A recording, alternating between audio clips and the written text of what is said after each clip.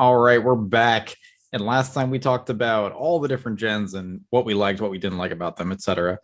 Now let's talk about what can we improve? How do we want the Pokemon games to change? What can they do better? And let's take a look at other games of similar genres to see how they improve on the formula, how they're worse in the formula, etc.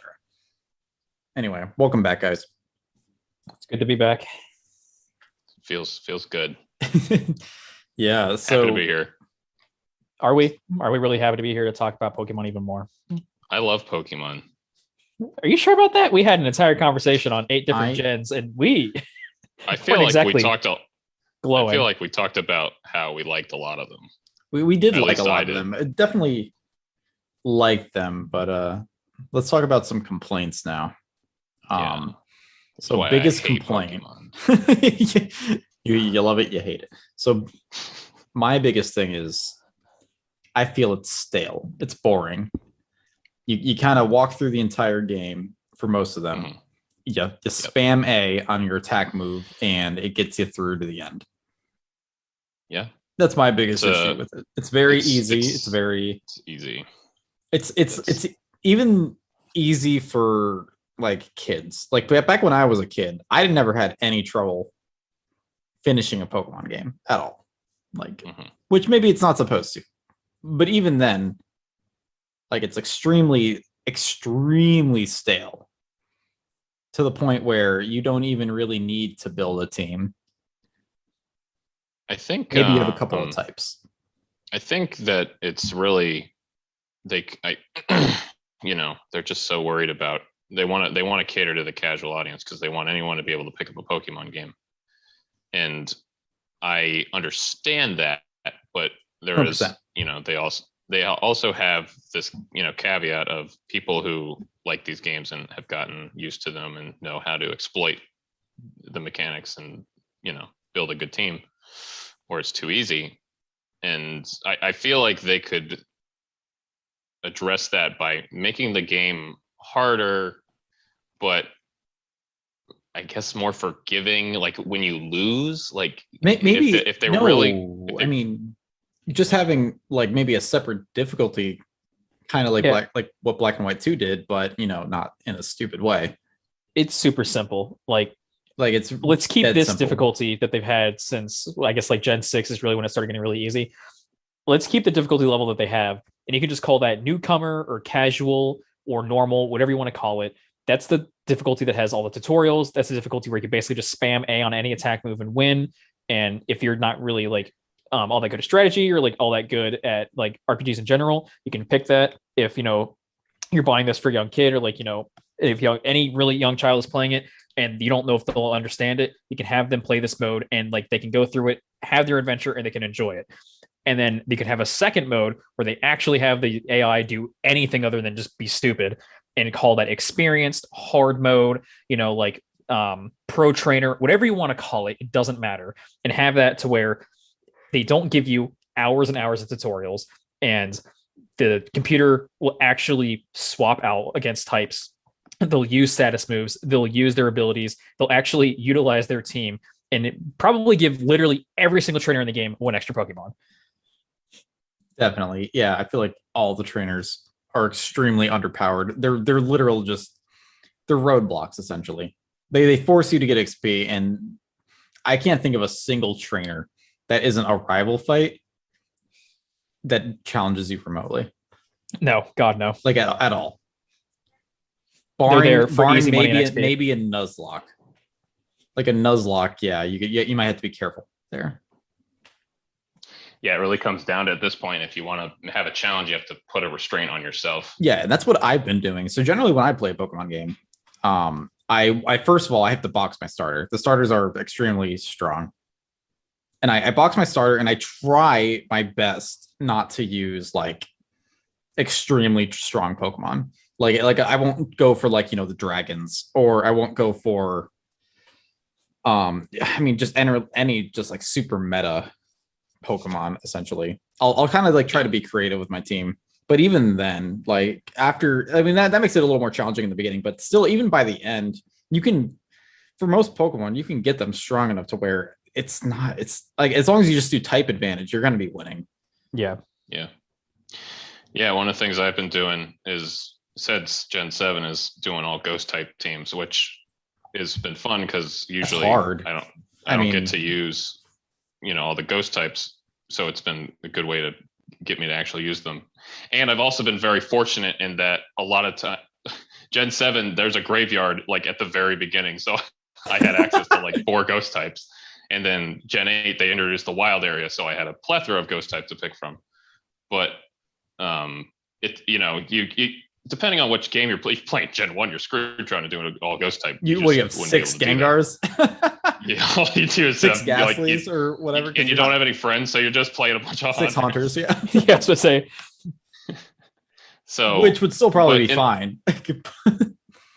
Yeah, but it's fun, but it really only makes like the game's still easy until you come up against like one, thing that like is a roadblock. Like for me, and it was in Gen 7, it was that Mimikyu fight because Mimikyu countered literally my entire team, and the one I had Decidueye, who's a dark type, but Mimikyu is a fairy type, so he was able to counter. And so that was like a fun challenge, and I had to figure out a way to get past that. That was cool. But even in Sword and Shield, using all ghost types, I don't think there was ever a point where I was like, man, if I had just one not ghost type, I'd be fine. Like I just still blew through that game. No problems at all. Yeah, definitely. And especially in Gen 8, like I like really hamstring myself. I had like wimpy little bugs, which I love bug types. And I had some really weak Pokemon. And like the only thing that gave me like remotely trouble was, the champion fight. Which hit like Leon's team is pretty good. Yeah, Leon's team could kick your butt if you weren't. Yeah, and I wasn't quite prepared for that because I was clearly hamstringing myself, but you had to hamstring yourself and beat the vast majority of the content, and then you're like, oh man, wait, did I have to think about my strategy for literally half a second? The final fight. That's right. That's not. That's really a compliment. I know it's that's not. Challenge, baby. Yeah. So, freaking difficulty, man. I think the problem is Game Freak almost sees like for them the story isn't meant to be hard, and then if you want a real challenge, then you're going to go to Battle Tree or Battle Tower, Battle Frontier, Battle whatever that we have this gen. Like that's where you're going to go to have like a more quote unquote challenging Pokemon experience. Hey, but then I have to slog through a couple dozen hours of just shit gameplay. Thanks, Game Freak. Wow. Yeah, it's a good idea, but especially that's what I think how Game Freak sees it. With Gen 8, by that point, I got burnt out. Even in Gen 7, I got burnt out by the end. And I'm like, I don't really want to do the post-game content at that point. Yeah, I had no desire to do as opposed to something like ORAS or any of the Gen 3 stuff too. Like I wanted to do like the stuff was engaging enough to where I wanted to do the post game content. I had a ton of fun with the post game content too. Yeah, it seems like Sword and Shield really it's just such a slog to get through from start to finish. Like it's constantly stopping you in your tracks because your rival wants to battle you, and it's not a particularly hard fight to beat him either, so it's really just annoying. And everything, you're constantly just trying to move forward and you're blasting through it, so it's because it's so easy until the game stops you and makes you do something, and then that's still easy, but now I'm annoyed because now I have to do this, and it's not been great. So adding difficulty to wake me up, because I'm a gamer and I need challenge. Oh yeah, real gamer over here. So I can go gamer mode. Mr. Nintendo only. Yeah, I can go gamer mode on How or whatever his name is. Hop or How? I mean Hop. Same character, same animation. Yeah. Yeah. It's figured out with the difficulty, and I hear the complaints a lot where they're like, "Oh, like the series is for kids," and I understand that.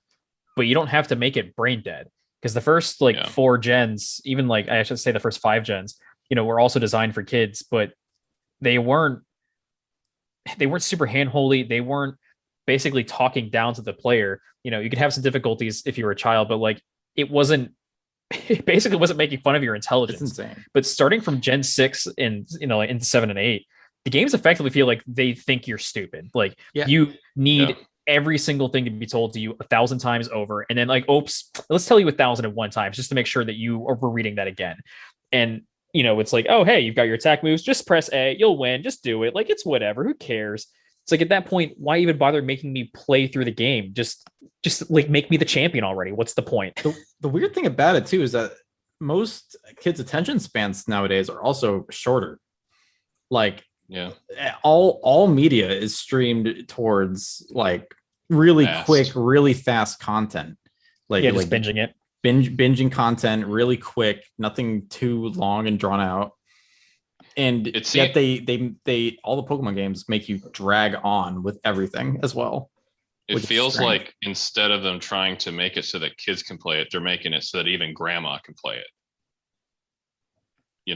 Just like someone who's like completely out of touch with like how games work. Yeah, but grandma doesn't want to play it. I'm not saying it's a good idea. I'm just saying that's what it feels like they designed it around. Like, I don't agree with that. The way that they design it, it feels like it's talking down to you. Like, it thinks you're stupid. It doesn't even if feel someone's like never it's for played kids. a video game before. Like, give them tutorials. Be like, hey, by the way, this is a D-pad. This is how you move. Like, pressing A is like your confirm button. Like, this is how you talk to people. I understand that, but like, the actual progress of the games and like the gameplay and the combat itself is so brain dead, and it's basically just saying like, hey, we think you're stupid, we don't think you can actually solve any kind of puzzle or any kind of combat encounter. There's so we're just gonna anymore. Just solve it for you. And it's like, at that point, why even bother? Like, people who have never played a video game before will play things where it's like a more casual experience, like mobile experience, whatever it is, but it's not talking down to them. It just has less complexity because they may not understand like a lot of like game theory of like how games work. But you don't have to pretend that they're stupid, because they're not. They just don't have a lot of game sense. So stop pretending that like everyone that plays Pokemon is stupid, Game Freak. It pisses me off. Kids are playing Fortnite nowadays. Like, that's not a forgiving game. You lose 99% of matches. Yeah, you can lose in seconds. Yeah, it's not like that's what kids like to play nowadays. Like, and they can't like press A on an RPG.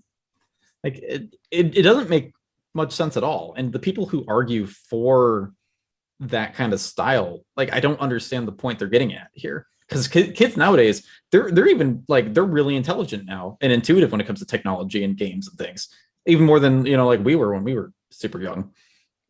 Yeah, it's definitely just like because kids are smart. Like, they're extremely smart. They're very underestimated, and even like, if they were worried, like, what if it's too hard, then they're gonna get discouraged and they're gonna stop playing. We got to keep their attention because kids are distracted easily or whatever. It's like, I still don't. I can't even wrap my head around like, why not introduce a hard mode? And if you're gonna do the bare minimum, you just do a hard mode and you just make every freaking Pokemon have like, just give them +5 to their friggin' level. That'd be anything, just something. Yeah, totally. It's like that. It would literally like, that's like, so like, I don't want hard mode to just be level scaling, but if like, that would be something at least. And I can't imagine that would be an incredibly hard feature to implement. Yeah, would be for them.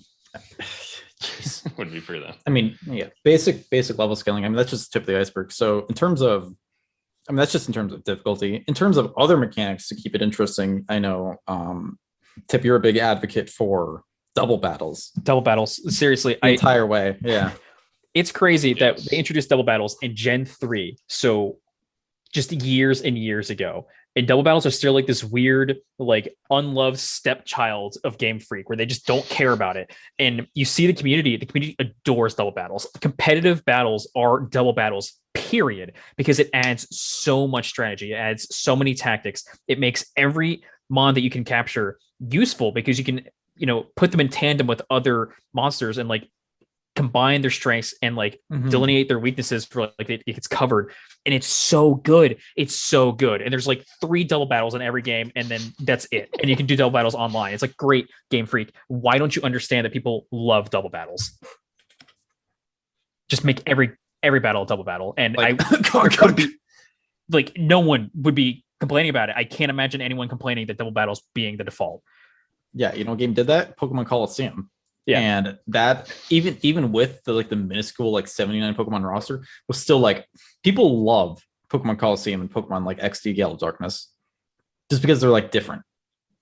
That adds it. I mean, you even think about like trainer battles, just generic trainer battles out in the game. Like that adds so much variety because now you're not just facing like, oh, this guy pulled out a Gyarados. It's like, you know, one person, even if you have like 12 different trainers that have a Gyarados, it's like you're doing double battle. So it's a Gyarados and probably another Pokemon. So it almost changes it, you know, that just changes the strategy and the battle and the mindset, you know, and it's not doesn't feel like I'm fighting my friggin' 12th Gyarados and I'm just gonna use friggin' Thunderbolt on it because it's gonna kill it. It's gonna get a static shock and then fizzle away. But you know, it's like, well, this Gyarados is paired up with a ground type, which will mess up my. But it has lightning rod. Give it lightning rod, so now you can't just Thunderbolt. Yeah, something like that. You just so good. You could do so much. You can do so many things, and they don't use it. Just don't. Yeah, it's very sad. Yeah, I mean, it seems like the most obvious like way of shaking things up, of just making it more interesting in general. Get rid of singles. Everything's a double battle. Yeah. I mean, we even like. I mean, we even like. I wouldn't say even dabbled with it so much, but you know, we have like the raids and stuff too, which are not quite the same thing, but it's 4 different Pokemon out on the field fighting against one giant Pokemon. Thing. And that's even like that is infinitely more interesting than singles still, like at least to me. It's like literally anything, like just anything other than singles is I'm like, please. I beg you. That brings us to an interesting point. Let's compare Pokemon to other monster tamers. I know Tip recently played Nexamon. Yeah, Nexamon Extinction specifically, which is I'm not entirely sure if it's a remake or if it's an actual sequel to the original Nexamon, but yeah, I was playing through that, just trying to get like some different perspectives and like different ideas for, you know, how other monster taming games function, and they actually had some pretty good ideas for difficulty and just typings in general, which I was impressed with. The first thing that they did is, and people have talked about this before too, when you get your starter, you can pick any type, so you're not, you know, locked into fire, water, grass. So you can get any type from the beginning, just from your starter. The world is really open from the beginning, which was neat. You can like go and visit towns that you don't even need to go to for hours and hours of gameplay. You can just go there, capture different type mons, and just like meet trainers and stuff like that. And you're allowed to do this because the levels are basically scaled to what you are. So it averages your team's level and then is like +or -2 or +or -3. So no matter where you go in the world, from the very beginning, they'll be around your level. And maybe you'll run into someone where their entire team happens to be the -2, so like they're easier. Maybe you run into someone where their entire team is like the +3, and all of a sudden, oh crap, like they have, you know, 3 or 4 different monsters, and all of them have a 3-level advantage. So now you have to like actually use your tactics and use a strategy to defeat them instead of just, you know, brute forcing your way through. But my biggest complaint with it is it's still single battles. They did all of that to like change difficulty and to like allow more typings from the get-go, and it's still single battles, which is a huge bummer. Yeah, that is a bummer, but it definitely seems like you can build your own kind of adventure that way. Like you choose where you're going to go next. You're not railroaded into specific areas, and it's a really simple fix. The scaling is a super simple fix. Like it's just based upon whatever you are at the time. Yeah, I wouldn't even say that's necessarily a good fix or like a sophisticated fix. It's just a simple fix that it's works. Bare minimum of, yeah, you know, nothing is out of your grasp. Like you won't go to an area where it's like, you know, the monster's level 60, but now you can go back to literally the first town and walk in the grass there, and they're like, you know, whatever around your level is. So it's not useless. It's still decent XP. Or if you want to capture something, you're like, oh, you forgot to grab something, you know, 20 hours ago, you can just go capture it and it's around your team's level. You can use them immediately, which is another issue that Pokemon kind of has, where you can capture something and it's 30 levels lower than you. Like, what are you going to do with that? Especially in Gold, Silver, Heart Gold, and Soul Silver. The post game where everything is around level 50 or no, so all the gyms are around level 50, but for some reason all the wild Pokemon are around like level 20, even at the end game. So Yeah. like your team composition is kind of stuck unless you want to spend hours upon hours grinding. So it removes situations like that. So you can actually do team building based upon like, what you want to build your team as, instead of, be like, man, I don't really want to put this person on my team because they're like 30 levels lower. And Nexamon has a ton of Pokemon. You said it was like 350-ish, right? Yeah, it was 387, I believe. It was kind of an odd number. It's still that's a ton. That's a huge amount, and I wasn't expecting that for like a smaller, indie title. And they had a lot of variety in just designs and aesthetics that I was super surprised by. Every time I met something new, I was like, wow, like that's super cool. Which I feel a lot of the games that are like trying to copy Pokemon falter at, where they either have a lot of designs, but the designs feel kind of bargain brands, like they don't really feel all that good, or they go the opposite route and they have like a lot of really strong, consistent design, but they only have like 80 to 100 of them. It's like, yeah, I like what you have, but it's not a whole lot. It's good. Good bit of room. I'm a huge fan of the Shin Megami Tensei series, which is another monster tamer. That was the original series for that Persona was spinning off of. And so generally you capture and train demons and things, kind of like you capture and train Pokemon. However, like all the designs and stuff are based upon mythology and stuff like that. So there is a ton of strong designs because they're all based upon existing things that people already find neat, like like Thor and like Medusa and stuff like that. And it's like global. They have things from like Native American mythology, the things from like Greek mythology, Egyptian mythology, Japanese mythology, American, like even like folk, like they have the freaking Mothman. Oh my god, yeah. Glorious Mothman. And they're all really fun designs and stuff. And they're all pretty unique. And so something else that it does is that it's you, the character, and all the monsters, and like 3 monsters you have on the field against the enemy team. And so the enemy team could be 1 to 4 people or one big old boss monster. So a lot of the fights feel different. You're not always going against, like in Pokemon, like a 1-on-1 fight or a 2v2 fight. It could be your 4 people against one giant boss, or against someone that spawns smaller minions. You have to kind of ground control them. So there's a lot more variety in terms of the different types of battles you can have, and it doesn't really get stale, in my opinion. Right. Isn't that? You also just can have like lots of, again, bringing back the double battle thing is strategies. Yeah, strategies and full teams of different, exactly. If one of the biggest examples in the Shin Megami Tensei series is one of the first major fights in Nocturne SMT3 is the Matador, and he does generally wind based attacks, and he also like increases his agility really high, and you'll get swept if you don't like build a team composition around him. So you can do things where you'll have demons that like absorb wind, and stuff, and that'll completely like ruin his strategy against you. And so that's just one of the early fights that like kind of like teaches you how to like form strategies based upon a fight, instead of you like brute forcing your way through everything based upon a really simple type advantage. Like normally in Pokemon you'll have 6 Pokemon, generally kind of varying types. They throw out a fire type, man, what am I gonna use? Like a water type, probably. Really simple stuff like that. Yeah. Instead of preparing a team around a fight. Yeah. Definitely. It just that varied. I just like the variety of it. Just having, you can have multiples.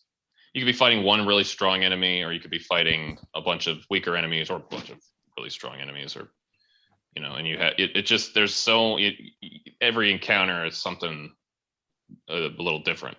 Yeah. The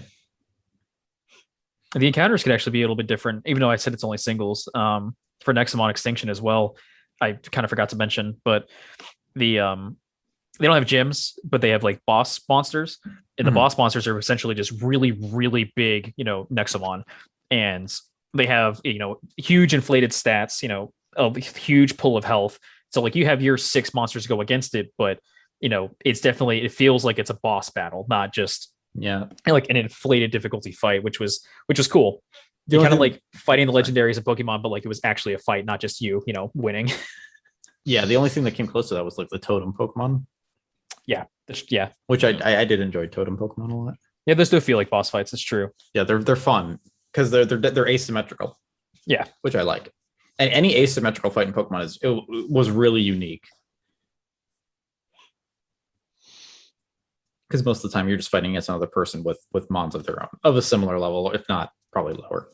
So say it's generally lower. Almost always lower. Almost always lower, unless you're purposefully swapping out things every quarter of a second. Yeah. So Ryan, what have you played? I know you've played a monster. Played the OG Monster Hunter Stories on the 3DS. I haven't played two favorite. Yet. Definitely well known. Yeah. Everyone knows this one. I have not played this game in a long time, but one of the things this is not a direction I would want to see Pokemon go in, but it is still interesting. And that, like, what I think about how the combat works is that you have more than one thing out in the field, but it's your hunter and your monster, and you control your hunter in combat, and your monster kind of just does whatever it wants. And so your strategy kind of revolves around your hunter, like fighting and actually, the strategy behind that. And you have to pull out a monster that is hopefully going to do what you want it to do. So do they have not like quite obedience mechanics? There, you can like implement you can do certain things to, like combo moves or like mount the monster and like do a more powerful like friendship attack and stuff like that. My friends are my power. My friends are my power. It also like has some interesting things of like it's Monster Hunter. So in the base Monster Hunter games, you attack certain parts and do certain things. You could break, it's pieces apart. You do that in this game too. You can target different parts of the monster, which is like interesting. That sounds like it would be insanely complicated to do for 900 Pokemon. So I wouldn't really recommend that. But, like just it. I don't even really have like a thing that I think that Monster Hunter does that I would bring into Pokemon, but it still like brings up the point of they've spiced it up in ways of like you fight this monster and there's a strategy because you target a monster's part, and like depending on like maybe the attack that the other monster is going to do, maybe you're not going to do as much damage to that part because it's doing a wing attack, so you're attacking its wing and that's going to end badly. But just those kind of like elements that make you have to like think more than just pressing A to win. And like also switching out your monster is important because your monster will obviously not, screw you over terribly, but you want to try to pull out a monster. It's not going to hurt you. Yeah. It's not going to turn around and start hitting you, even though it is Monster Hunter. But, yeah, it's very interesting. It's Monster Tamer, and it's super cool because it has like all the monsters from Monster Hunter. Like I played through that game, and I was constantly surprised. Like, oh man, they brought in that monster. I thought that we were never going to even see that thing ever again.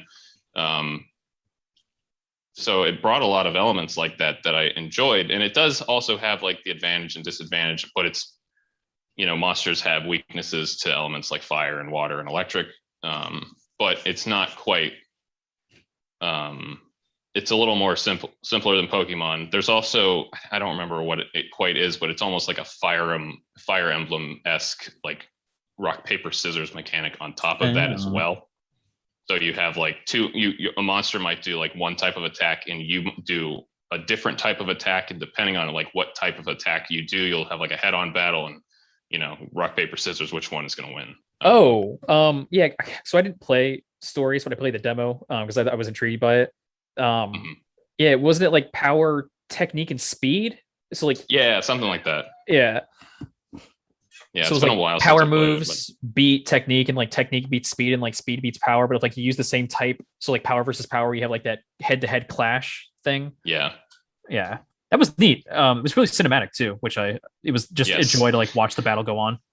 Yeah, and watching like some of the stuff from stories too, like you can like they have so much cinematic flair in a lot of their animations, which a lot of people complain about Pokemon not having a lot of cinematic flair in their animation. And I famously just declared that I turned off the move animations for Z moves because I think they're lame and boring and too long. But like, I think it's all like it just depends on like how quickly, like how much time it takes, how good it feels to pull it off. Is there like good, you build up to do a move and then you pay it off in a satisfying way, like, and are they even fun to watch? That's the problem. Pokemon move animations aren't fun to watch most of the time. Like they're just very generic. The infamous double kick from Scorbunny that they've highlighted. Yeah, like I feel like I understand that you have 900 Pokemon and it's hard to animate like moves for all of them, but man, like just something to like spice up the battles and the flair and give them something. I mean, Monster Hunter Stories is out here doing it, and they're not making $1 billion like Pokemon is. So what the hell? Yeah, the problem, the Pokemon animations are I mean, this argument's been done to death, so I don't want to overdo it, but like it's like the bare minimum of an animation, really. Like and I'll say, like, I remember one point people were memeing on Tail Waggle.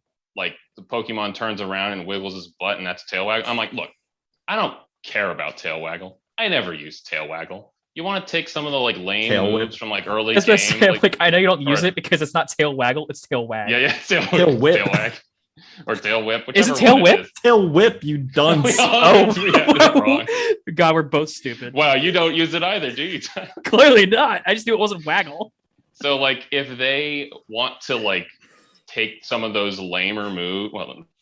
lesser used moves because they're early game or They're whatever, low rank, is what I like to call them. Yeah, low rank, low tier, bottom of the barrel moves, fine. But make Shadow Ball look cool. Every ghost type has Shadow Ball. Make Shadow Ball cool, please. Like, come on.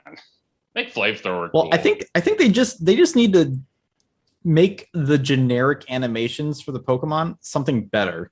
Like if they're using a special move, make them do something special. Like if Charizard's going to use a flamethrower attack or like a fire blast attack, they can use the same animation. But he has to like actually make him look like he's like trying to shoot something out of his mouth or something. Normally it's something that he would probably do. Or a physical attack, make him like hit his wing or something like that. Like they can make the animations per category. Oh, animations per category? Something you have like that. The perfect segue. So Digimon, okay. Everyone's Digimon. favorite monster catching franchise. Digimon. So Cyber Sleuth came out, what was that, 2016, 2017? And I enjoyed the hell out of that game. Looked fun. But the cool thing about it, speaking of like the animations and like different categories, basically every Digimon in the game has a special move.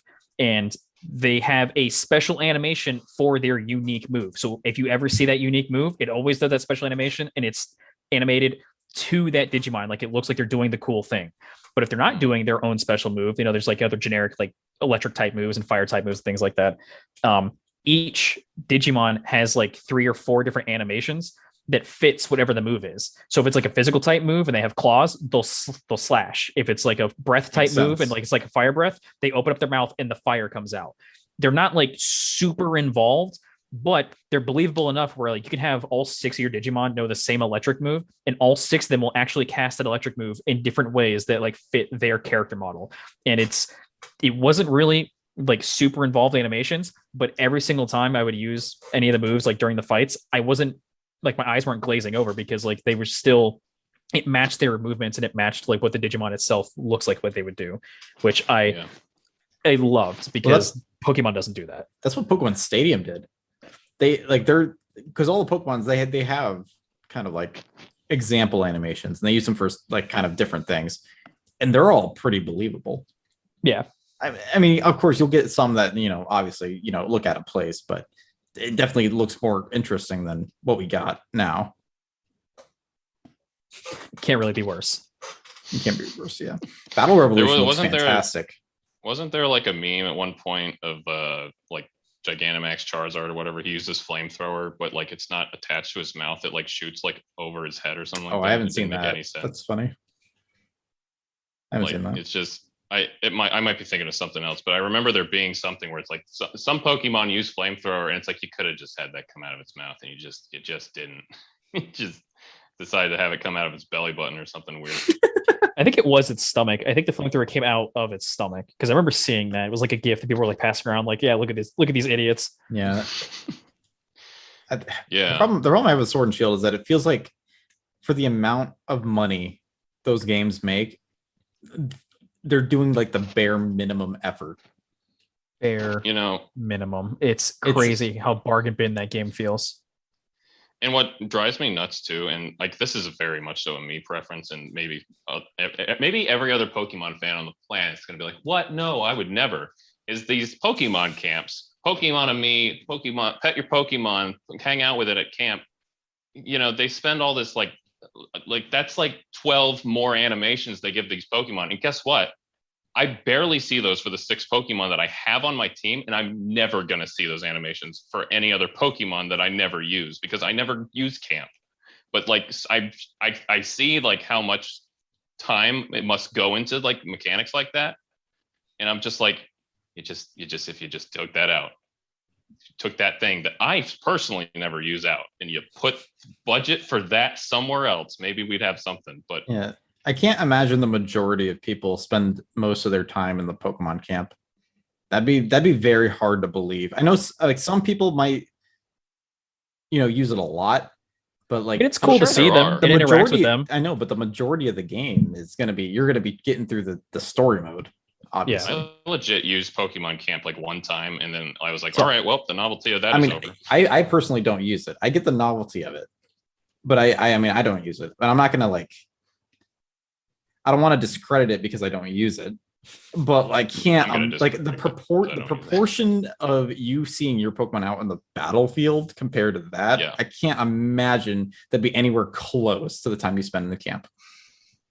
Yeah, absolutely. There's I don't even remember camp, but I remember when Pokemon and Me came out, and like you actually I remember using that a couple of times because I did it to get the hearts up. Pokemon. Yeah, your hearts because then they would just become more broken, and the game would come even easier. Forgot about Then since you brought it up though, the freaking hearts they make your Pokemon. What do? They make they'll survive hits, and on top of the game being already a cakewalk. Why do they add even more easier mechanics? And like I'd be okay if they kept that in, but up the difficulty a little bit. Yeah, that way you have it gives you a way to level out the playing field if you're having trouble. But there's no way you would need that now. No, not at all. Anyways, the point I was making with that was that Pokemon and Me, I pet my Gengar and he does an animation. All right, that's fine. Animation. That's fine. I pet him again. He has a second animation he has 2 happy animations, like one for when I pet him and one when I feed him a berry. He also has an animation for eating a berry. He also has an animation when I pet him in a spot he doesn't like. And I'm like, they have all of these all these animations for these Pokemon and Pokemon and Me. I'm going to use it on 6 Pokemon that I have in my team. I'm never going to see it for the other 893 Pokemon that exist. That could have they could have put that anywhere else. That's a great point. That's a huge point right there. Hang on. If they already have those animations, why aren't those animations in the battles themselves? Well, no one's using a happy attack. No. So I'm saying, let's say your Gengar gets a critical hit. Why doesn't he smile and do his happy animation as if you just pet him? He should be happy that he got the crit. Or if something misses and he does a teasing animation, why isn't that in there? That's what they do in that's what they do in Stadium. Yeah, even just an idle, he just does that if you're just standing there for too long. Then he does a little, he does this happy chuckle or whatever. Yeah, Gengar will sometimes in Stadium he'll stick his tongue out and at you eh. Yeah, it's cool. If I've learned anything from our conversation, it's that Grep here is a Pokemon Stadium stan. It's so because if they can just afford the budget to get those kind of animations. Can they afford the budget? They can. Yeah, I It's know. the most profitable media franchise on the planet. Can you pull up by a can you long pull up- shot, by the way. Can you pull up the most sold Switch games right now?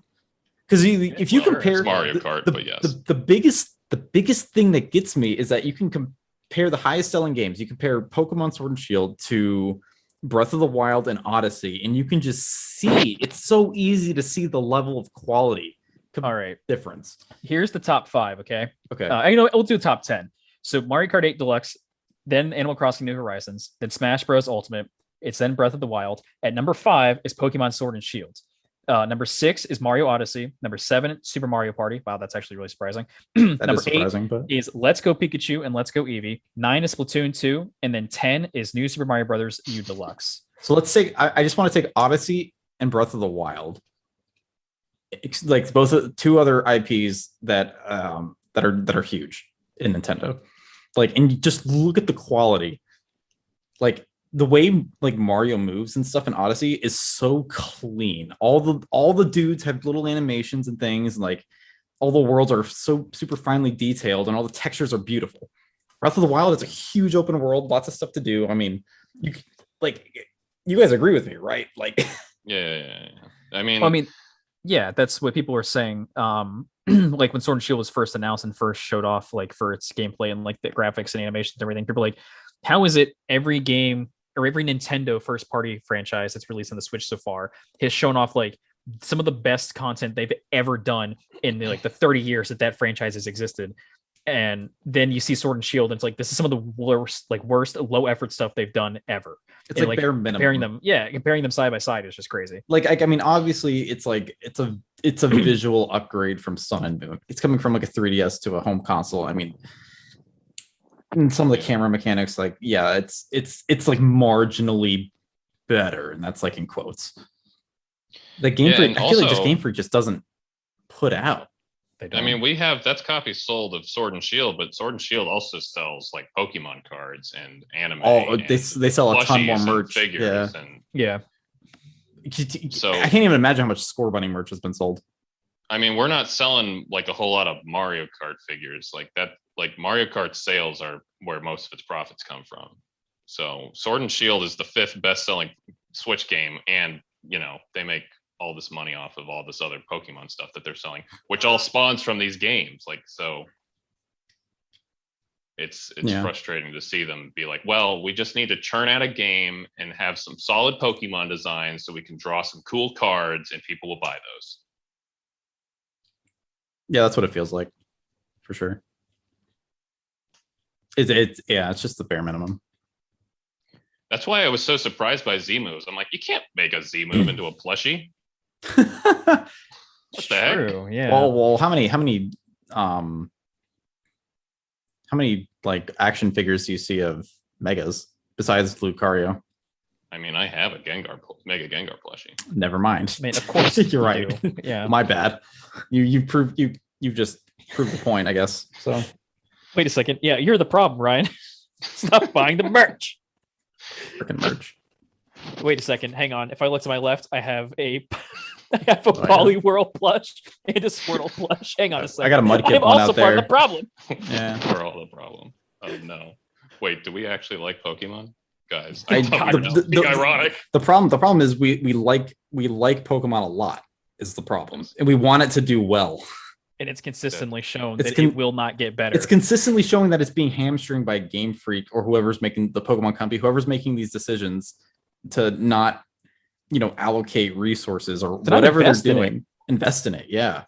Because it's making so much money. It's making so much money with such a little effort that they're not gonna do it. And like the fact that Sword and Shield sold so well, and I'm part of the problem because I bought Sword. Fool. Yeah, I know I'm a fool, but like I wanted to see it and I wanted to, talk about it. First console Pokemon game. It was the first console Pokemon game, which is no, it wasn't because that was Let's Go. Yeah, okay. Shut the heck up. Anyway, it has so much. It has so much potential, and they can't do anything with it. It had. I mean, it showed its potential for it did 5 generations. Especially when it was on was- limited handhelds. I mean, they pushed the handhelds, to their limits essentially. I mean, absolutely to their limits, especially for gens 1 and 2. Like, which is that's why the ironic. issues persisted. Yeah, and three, it used the Game Boy Advance extremely well. Yeah. So. It's ironic that it pushed the handhelds to its limit and barely scratches the surface once it hits console. Yeah. I mean, you could see even with the 3D Pokemon, it like the frame rate was dipping so hard on a lot of those, and I think that might have been an engine issue because I feel like it could have easily ran a 3D Pokemon game. I think so. Like I played Persona Q. Persona Q didn't have performance issues. Look, hang on. It got Doom Eternal to work on the Switch. So freaking Game Freak can get Sword and Shield to work on the Switch. Doom freaking Eternal works on the Switch. I can't stress that enough. It's pretty insane. And yet they can't get, 2 canned animations for Pikachu to work. Great. Yeah. It's frustrating. But maybe Arceus will fix everything. Arceus looks so bad though. But it's also not really a mainline game. It doesn't. It's not a mainline anything. That's made by Game Freak though, isn't it? No, I think they've said that. I think I remember them saying that was going to be like the future Pokemon. It's not. Arceus is the next step. It's not. They very specifically said the opposite of that.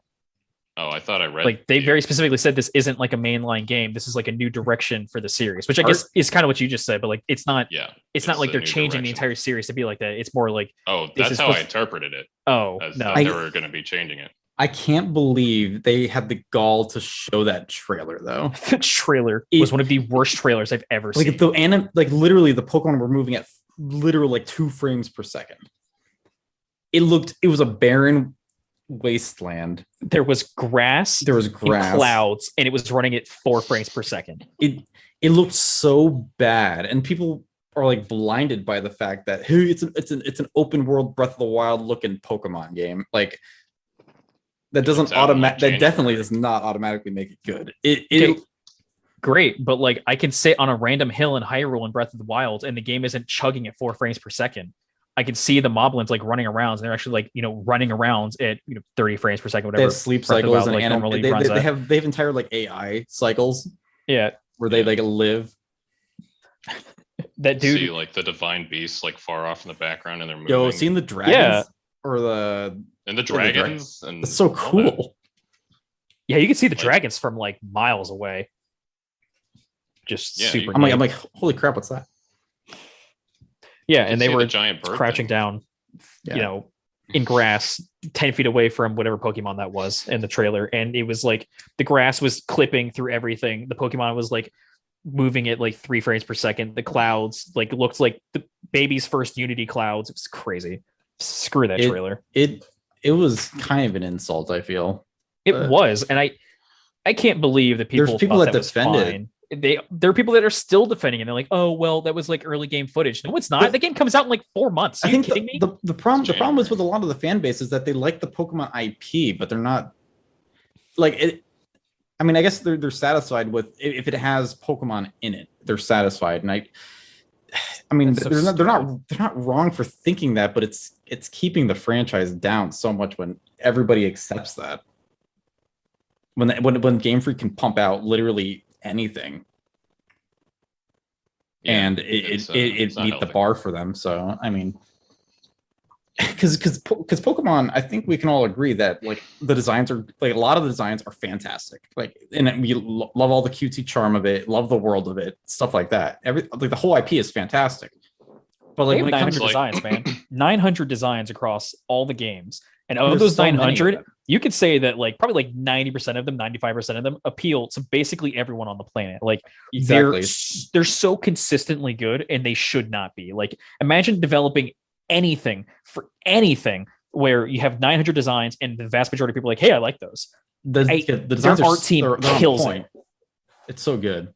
You know what? I take that back. Their art team kills it. Their sound team kills it. Yep. Their like orchestration for everything is so good, and it's squandered on these games. The art teams and the sound teams should feel insulted by it. They're basically absolute perfections being squandered in these games. Yeah, even like character designs and stuff are usually pretty solid, especially in Sword and Shield, there were like a lot of characters that I remember. Gym leaders are always pretty darn good. You liked. I They know. had I great was just saying designs. that I don't remember any of the characters from Gen 6, but maybe there was just a mess up there. But Yeah.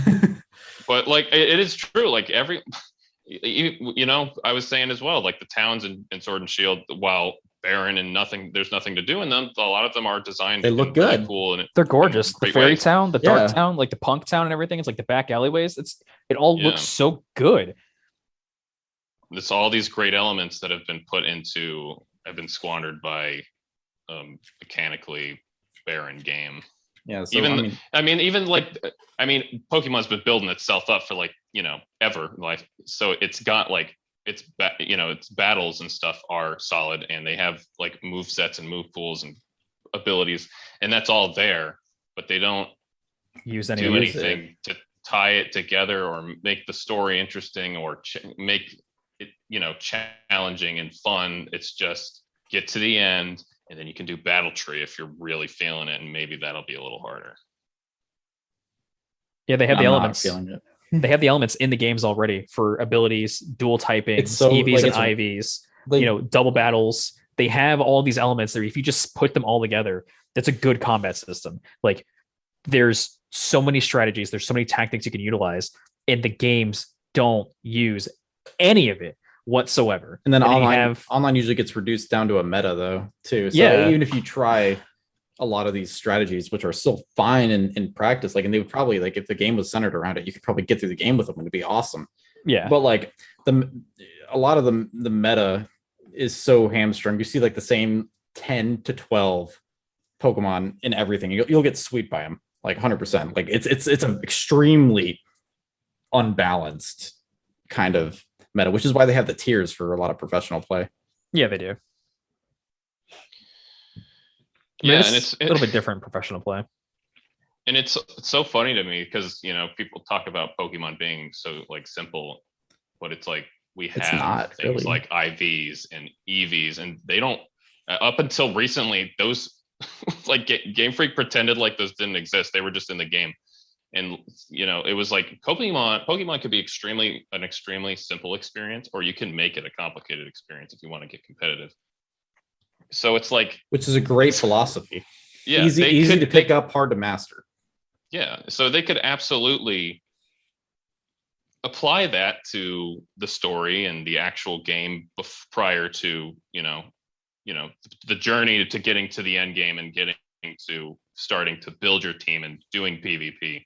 They could make that interesting and challenging, and even teach us about the game as we're doing it. Like, you do double battles and like, hey, check out these two trainers. They're going to do something interesting and make you rethink how maybe you use this move in the future or whatever. No, they But give you just Plusle don't. and Minun. Here's Plusle and Minun. They're both going to use Thunderbolt on your ground type. They're not going to use Helping Hand or anything. It doesn't matter if they use Helping Hand. They're so weak, it doesn't matter.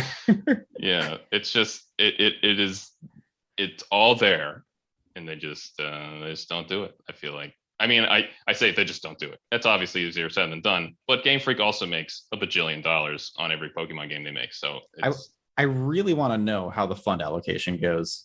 Like, what are their deadlines? Where does the money go? It's insane. I would say it's just pocketed. It's just profits. It's got to be just pocketed.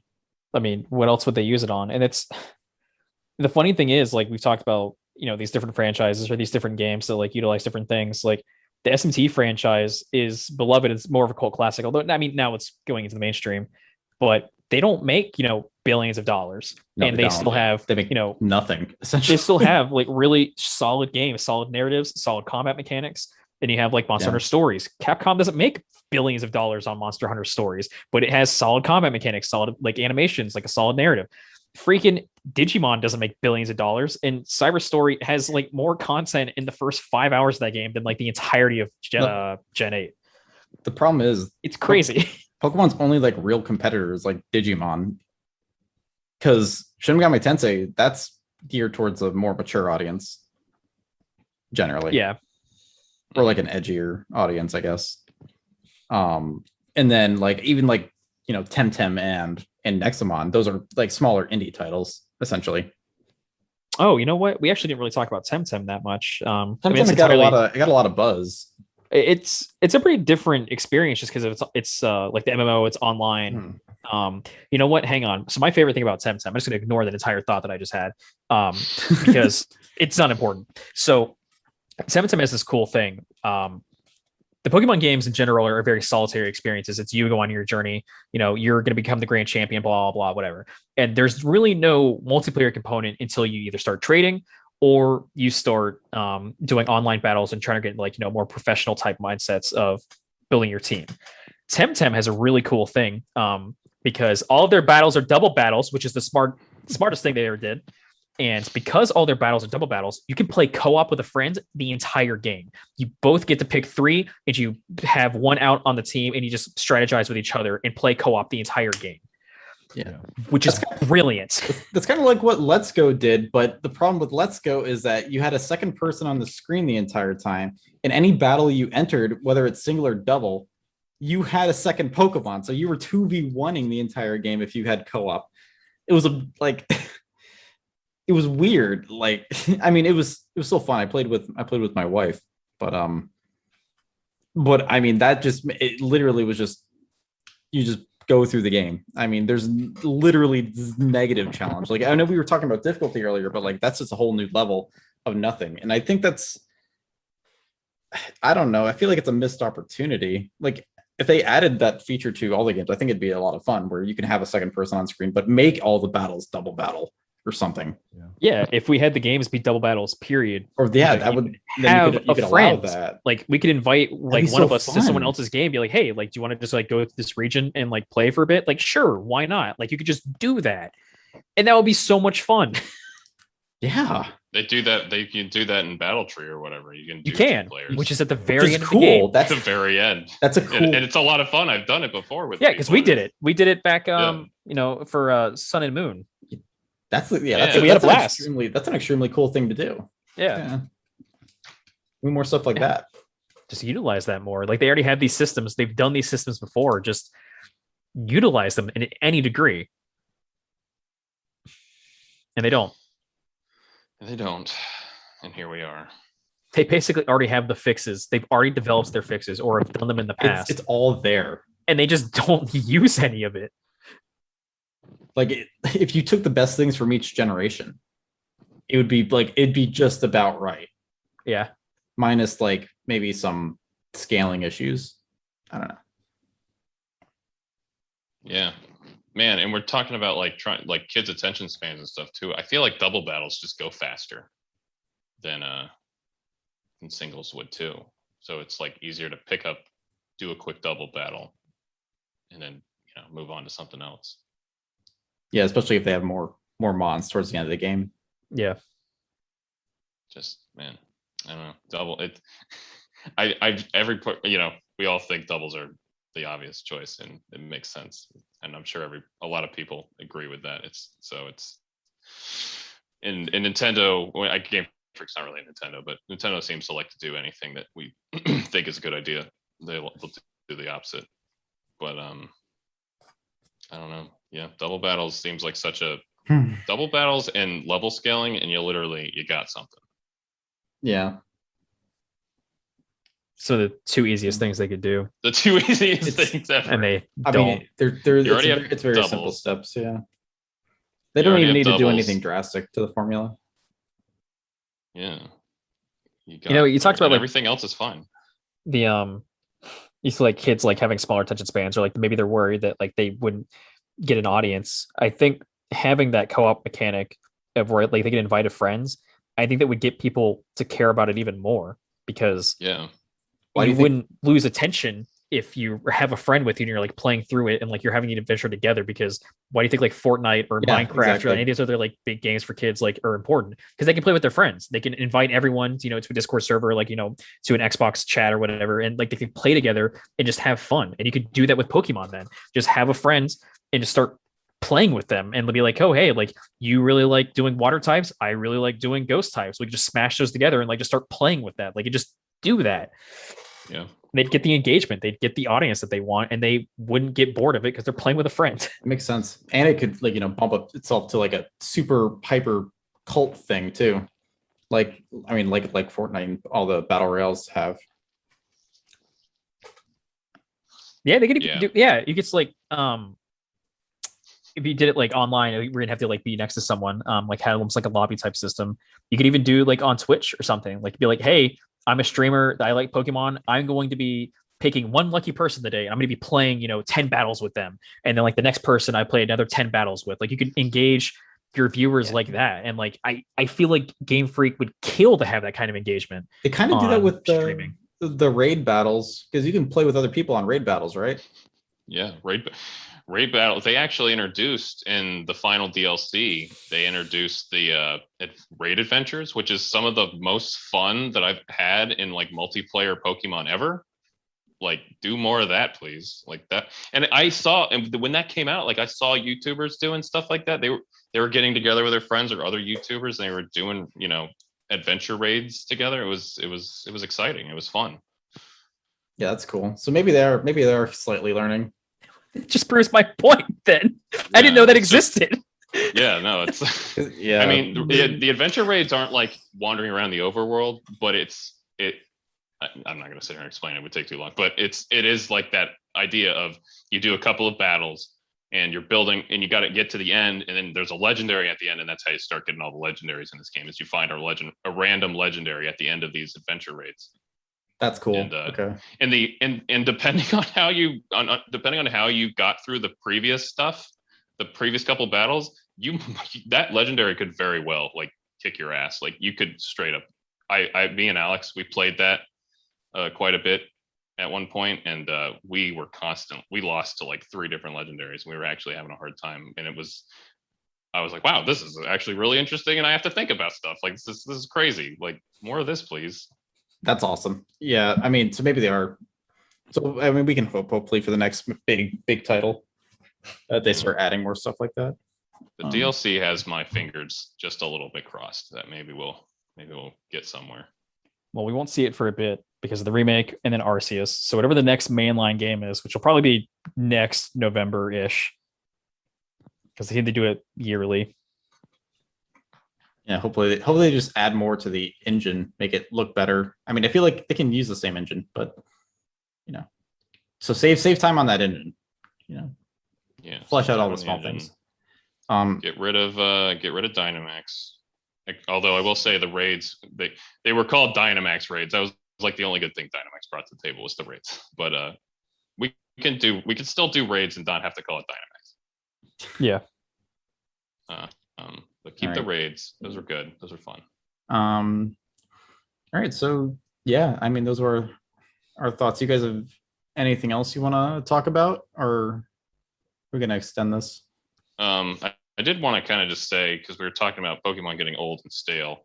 I think that they should, if they want to like try to shake things up, my thought was almost instead of keeping the tradition of 8 gyms or 8 somethings, which leads to you fighting the champion, and then you like, what if we could still keep the gyms so people that like that stuff are happy, but they're almost like how contests were in Gen 3 and 4, where you could just skip them entirely.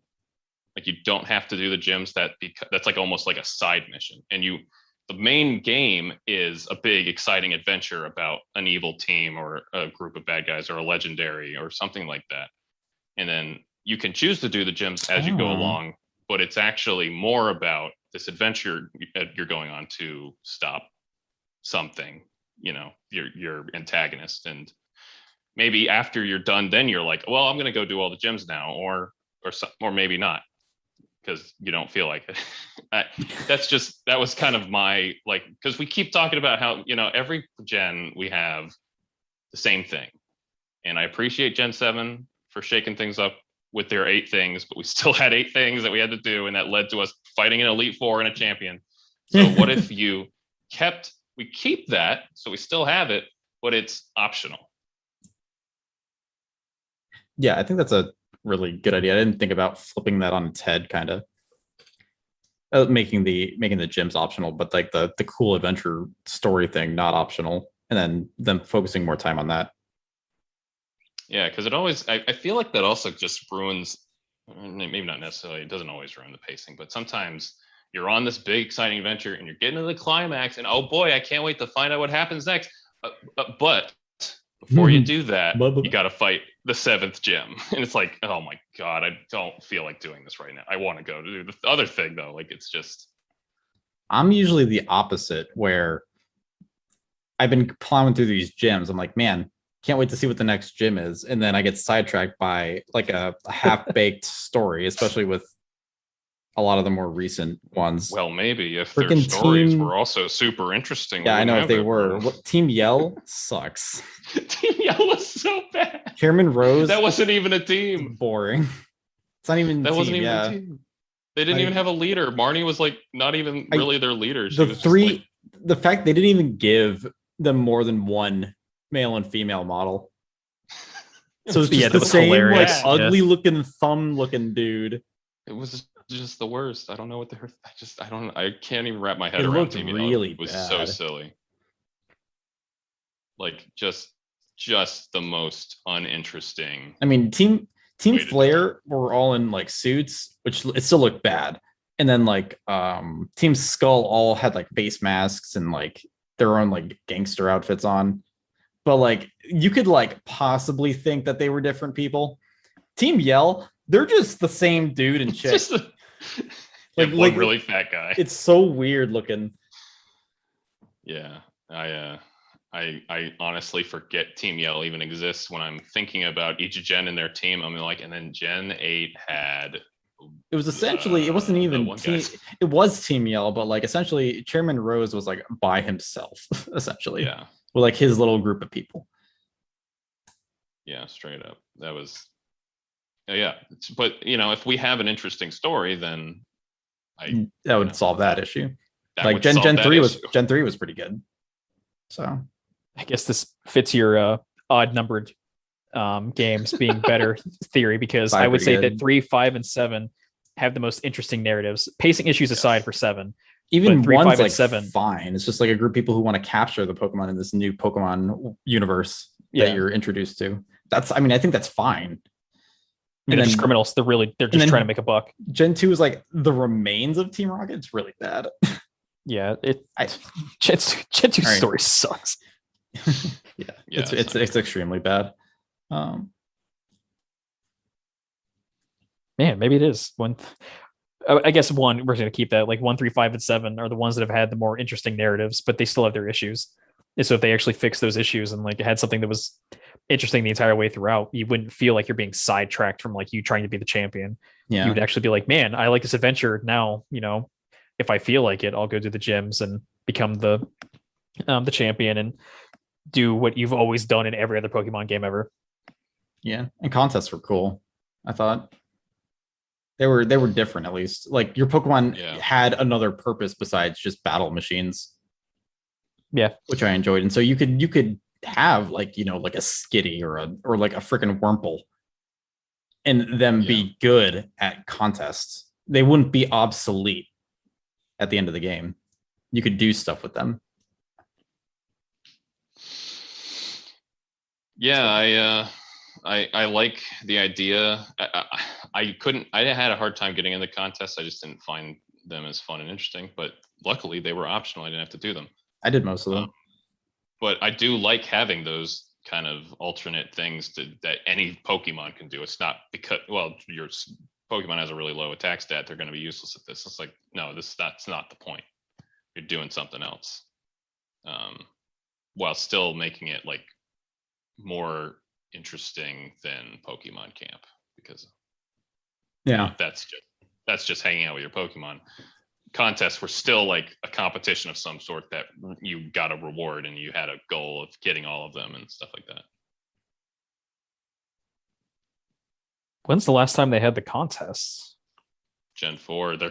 I'm curious to see if they bring them back for the Gen 4 remake. Well, I'm sure they probably already talked about it, and I just wasn't paying attention. Well, it looks like a 1-to-1 remake. I think it is, yeah. So I don't know how they like the towns all look exactly the same and stuff. Yeah, so Gen 4, unless they leave it a barren lot. That'd be funny. Just a blank spot. Empty lot. It's an abandoned warehouse. There's nothing. We haven't talked about contests since the war. That'd be fine. But yeah. I wonder if there's That's- like a thing where they saw player engagement with contests, and that's why they stopped doing it, or they just felt like, you know, they didn't want to do them anymore. Because even if you didn't like them, I think people would generally say that they liked that they existed because it was just something different to do. Totally. I think it was a great Gen addition. 5 had. I don't think Black and White had it. I think Black and White 2 had something that wasn't contest, but They it had was the kind of like a triathlon replacement thing. Yeah. Where you could So, enter like, your Pokemon in like the Olympics essentially, which was, and you did mini games based upon that, and that was interesting. That was actually pretty similar to contests. I didn't get too much into that because I didn't play Black 2 all too much, but it was, I mean, it was interesting. You could use I could use my favorite Pokemon that aren't, you know, super combat heavy. Yeah, I could finally use Bidoof and something. I use Cricketune. Cricketune. Let's go. Yeah, boy. My boy. My My level 95 Cricketune.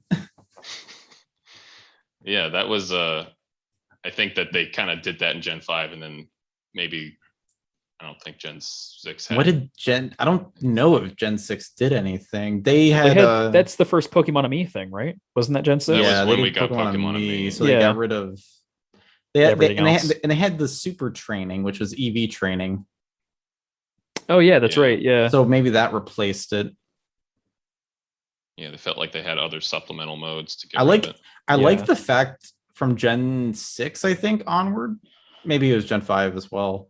But you were allowed to reset your Pokemon's EVs so that you could the Pokemon that you used the entire game, if you wanted to then train them to be competitive, you didn't have to get a whole new Pokemon, because the whole point of Pokemon is to, you know, like, you're making friends.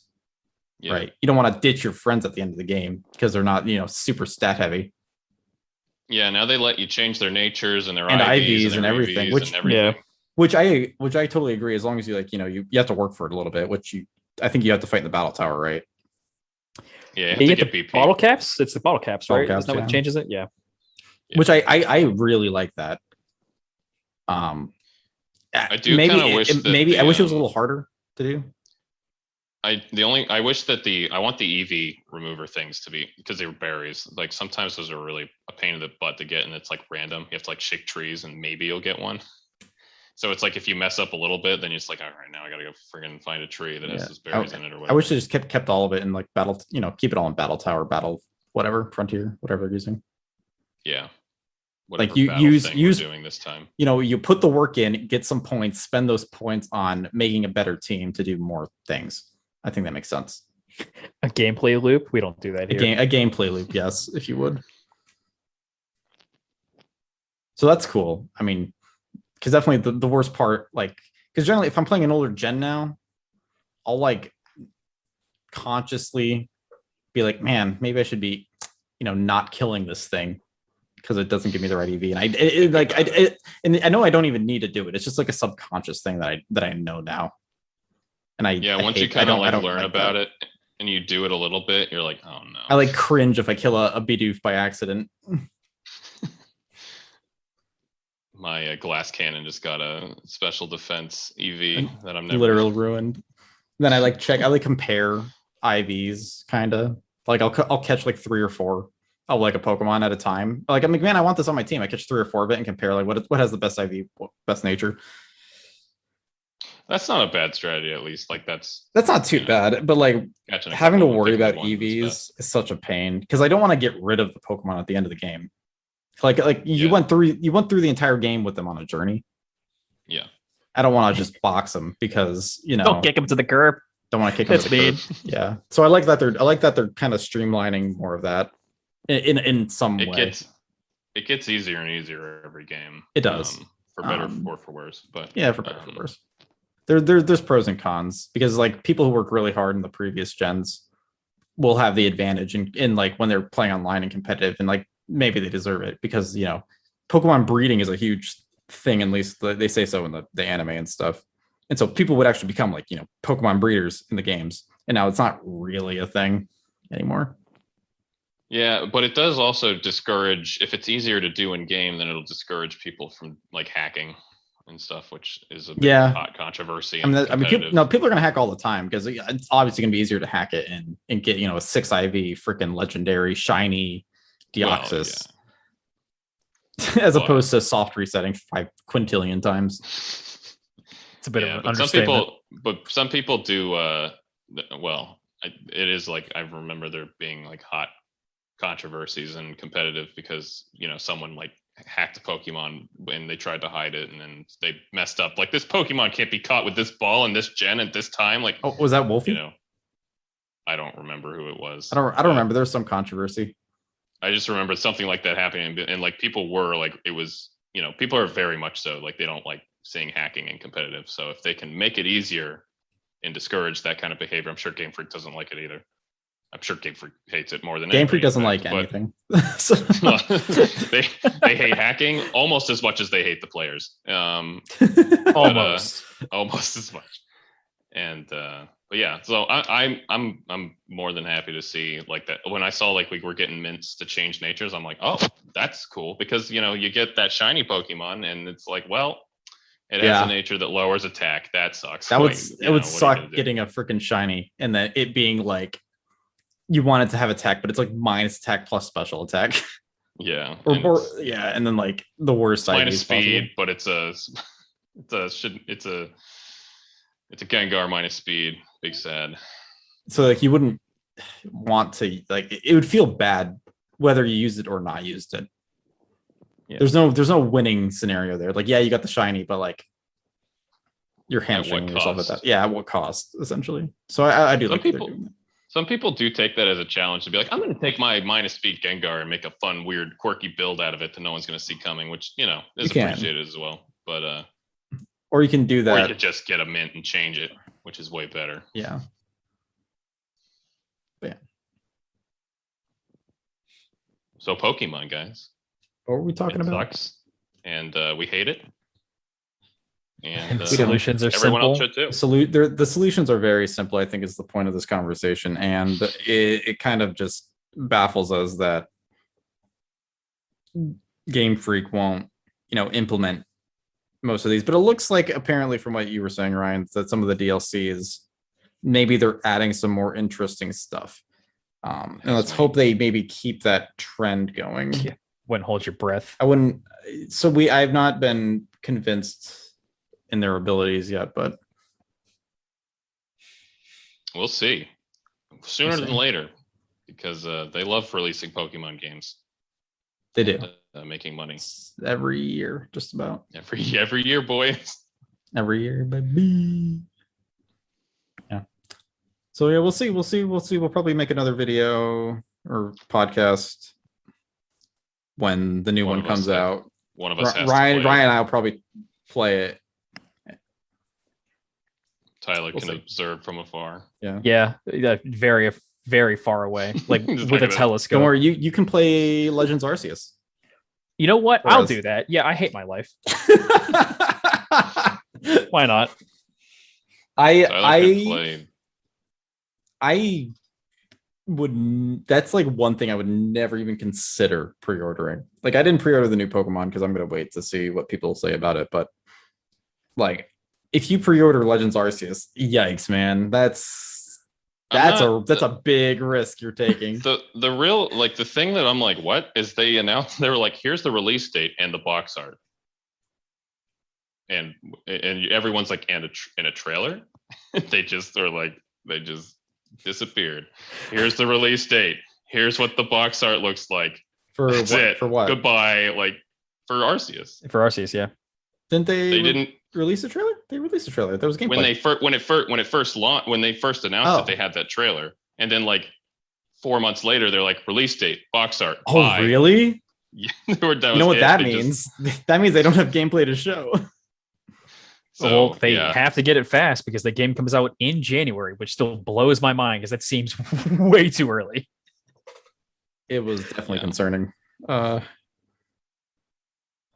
I'll do it. Bold. I'll sacrifice myself for the team. Good man. Yeah.